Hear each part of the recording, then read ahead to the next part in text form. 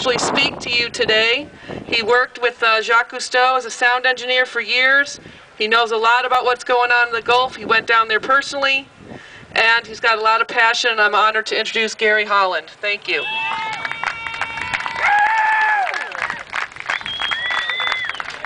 Who dat? Yeah, I got to give you a who dat.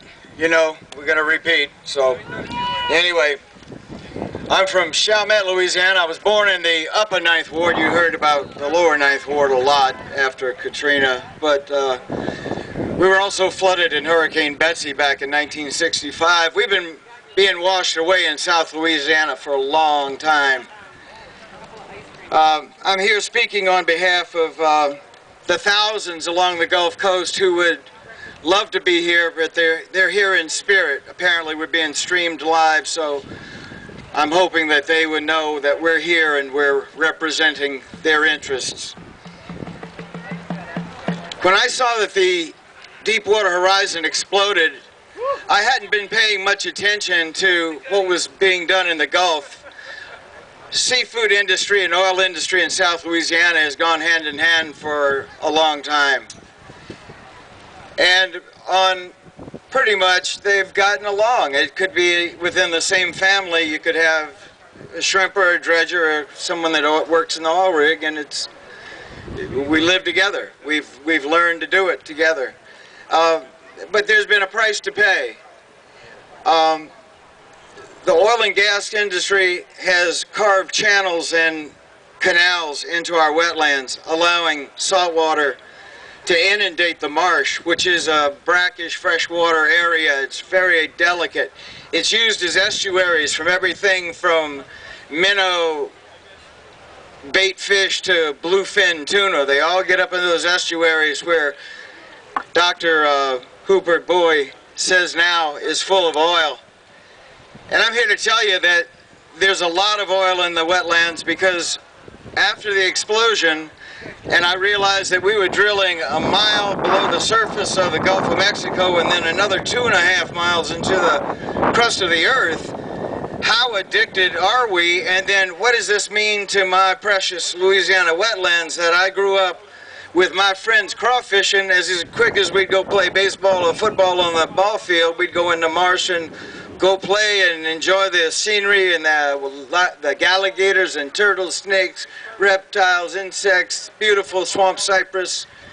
That's all going away, but it's complicated. It's all connected. I started in 1983. I had the good fortune to be called by one of my childhood heroes. Captain Jacques Cousteau called me because I was a sound engineer and he was doing a film on the Mississippi River.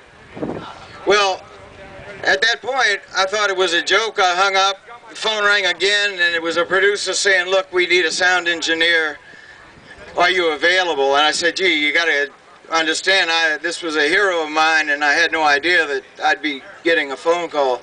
So I've been with the Cousteau family through Captain Jacques Cousteau and now with Jean-Michel and Ocean Future Society. So I've had my share of expeditions around the world, and then to realize now that one of the worst environmental critical zones is in my own backyard at the mouth of the Mississippi is, I don't know if the word ironic is appropriate, but it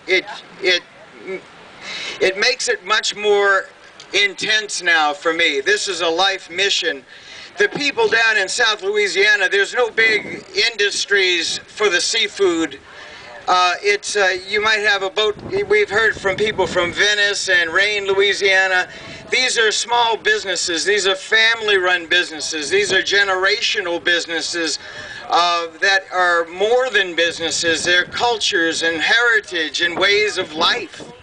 And it's a fun place to be. We'd call a rally like this something like a fête au dos, and we'd say les bâtons roulés, which says let the good times roll. But the times for letting the good time roll are no more. We can't let the good times roll anymore because there's no more good times now. These are times of crisis. These are times for critical action. These are times for us to wake up and say we have been hoodwinked in so many ways, on so many levels. These politicians are all worried about, we need term limits, because all they're thinking about right now is getting reelected right now. President Obama, I have the headline from the Times-Picayune from May, the second time he came down, "You will not be abandoned. We will not leave you alone. We will not leave you, and we will make you whole." Well, where's that? What hole is that we in? We in a hole, all right, but we're not being made whole, I'll tell you that right now. So when the rig exploded, I called up my friends from Ocean Future Society, and no one was in town that could really make a decision but the film team. And I said, look, I'm headed down south to home, and I'm going to get something done. We got to figure this out.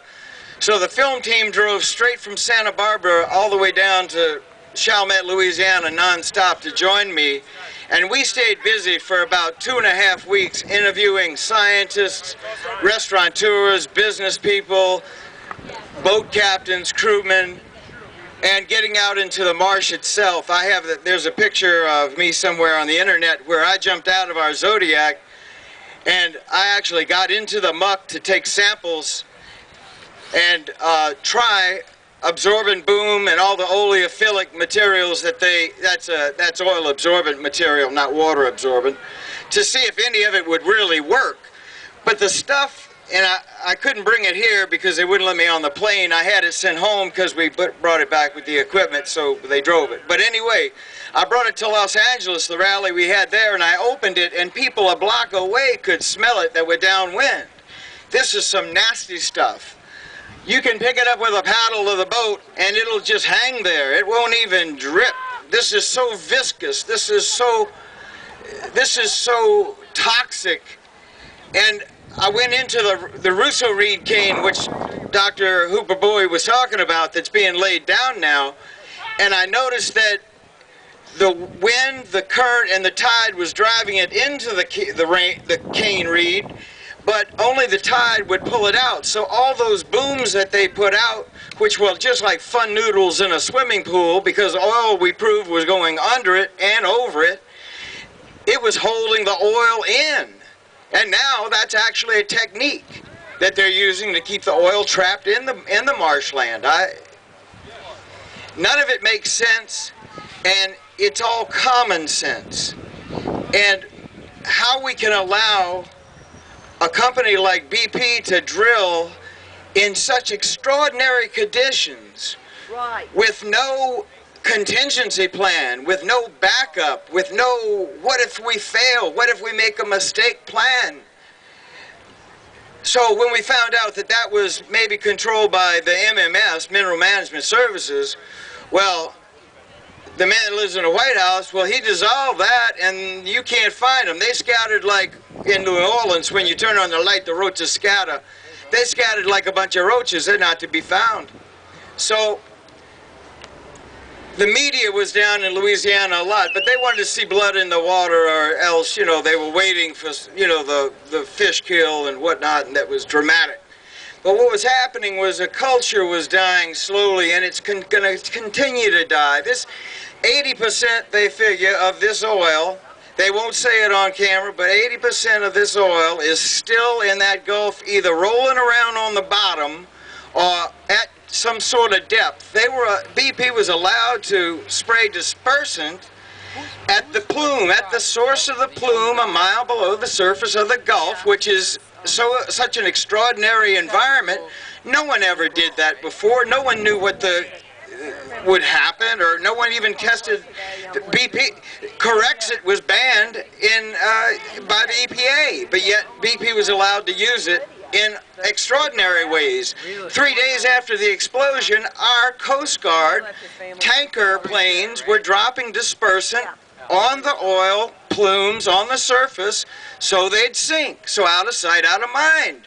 And it's working pretty well because the media cycle has gone on and they're not focusing on us any longer. They're not, the oil is, where is it? We don't know.